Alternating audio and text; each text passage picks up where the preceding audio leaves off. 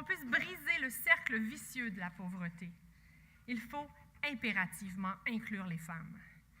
Il faut redoubler d'efforts pour élever leur voix, pour faire respecter leur droit fondamental de disposer de leur corps et de prendre leurs propres décisions. Et pour lutter efficacement contre la pauvreté, il faut aussi mobiliser les hommes et les garçons. Changer les attitudes et les dynamiques sociales, notamment les dynamiques de pouvoir. Encore aujourd'hui, plus de 150 pays ont des lois discriminatoires envers les femmes. 15 millions de filles sont mariées avant l'âge de 18 ans. Dans le monde entier, 225 millions de femmes n'ont pas accès aux méthodes de contraception de leur choix.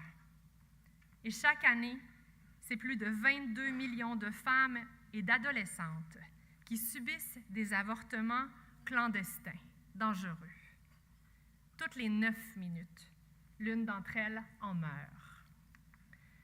Partout à travers le monde, y compris au Canada, une femme sur 3 subira une forme de violence physique, sexuelle ou fondée sur le genre au cours de sa vie.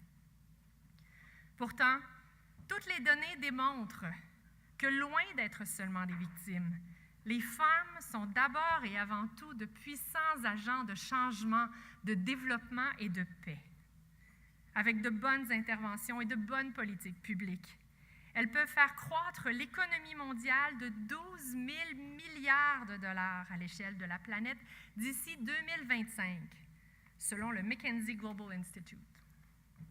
Les femmes pourraient ainsi réduire la faim chronique dans le monde, si seulement elles avaient accès à l'éducation, à la propriété et aux mêmes ressources financières que les hommes.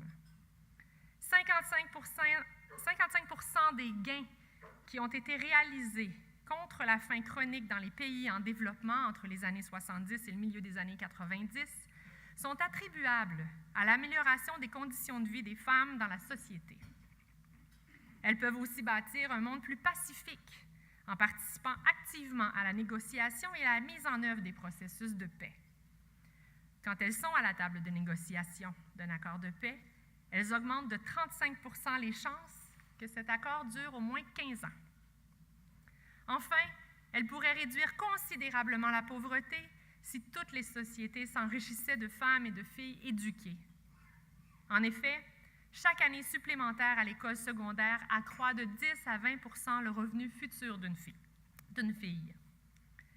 C'est précisément pourquoi le Canada considère que le meilleur moyen d'éliminer la pauvreté consiste à permettre aux femmes et aux filles de développer leur plein potentiel et d'avoir un impact concret sur leur famille, sur leur communauté et sur l'économie de leur pays.